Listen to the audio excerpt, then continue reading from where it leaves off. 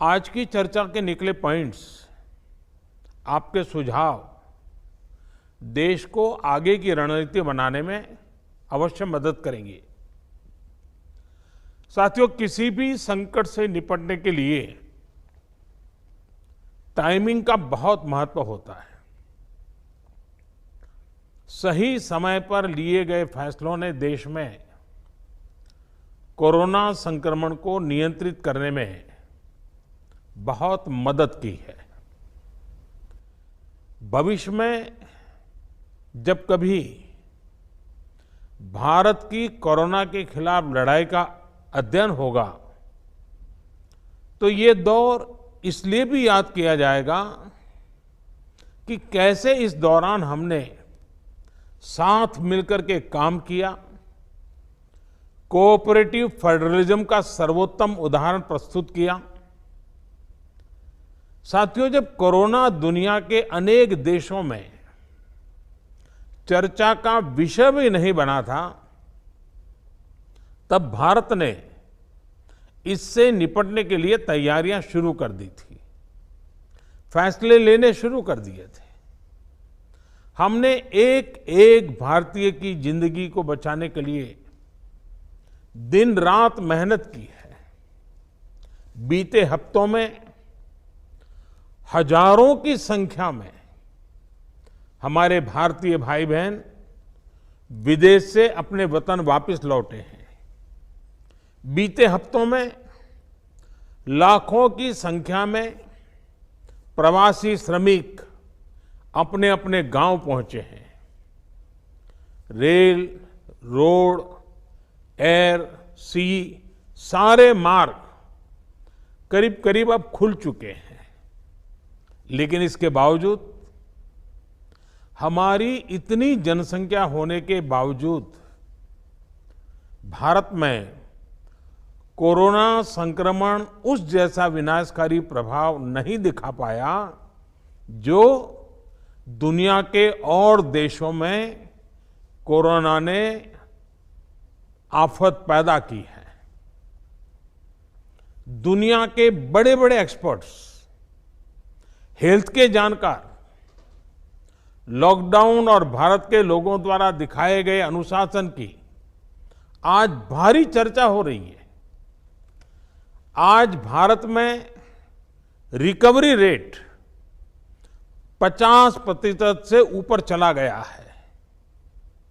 आज भारत दुनिया के उन देशों में अग्रणी है जहां कोरोना संक्रमित मरीजों का जीवन बच रहा है।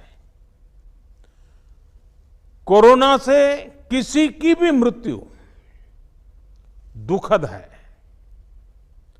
हमारे लिए किसी एक भारतीय की भी मृत्यु असहज करने देने वाली है। लेकिन ये भी सच है कि आज भारत दुनिया के उन देशों में है जहां कोरोना की वजह से सबसे कम मृत्यु हो रही है।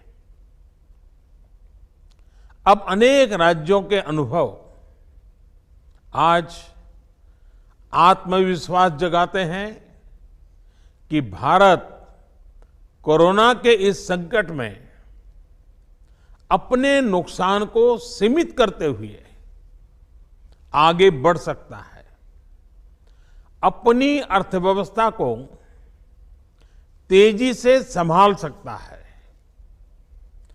साथियों, बीते 2 हफ्ते के अनलॉक 1 ने हमें एक बड़ा सबक ये भी दिया है कि अगर हम नियमों का पालन करते रहें, सारे दिशा निर्देशों को मानते रहे, तो कोरोना संकट से भारत को कम से कम नुकसान होगा। इसलिए मास्क या फेस कवर, उस पर बहुत ज्यादा जोर देना अनिवार्य है, आवश्यक है। बिना मास्क या फेस कवर के घर से बाहर निकलने की अभी कल्पना करना भी सही नहीं है। ये जितना खुद उस व्यक्ति के लिए खतरनाक है, उतना ही उसके आसपास के लोगों के लिए भी। इसलिए 2 गज की दूरी का हमारा मंत्र हो, दिन में कई बार 20-20 सेकंड के लिए साबुन से हाथ धोने की बात हो, सैनिटाइजर का इस्तेमाल हो, ये सभी बहुत गंभीरता से किए जाने चाहिए। खुद की सुरक्षा के लिए, परिवार की सुरक्षा के लिए, विशेषकर घर के बच्चों और बुजुर्गों की सुरक्षा के लिए ये बहुत जरूरी है। अब तक लगभग सारे ऑफिसेस खुल चुके हैं। प्राइवेट सेक्टर में भी लोग ऑफिस जाने लगे हैं। बाजारों में, सड़कों पर भीड़ बढ़ने लगी है।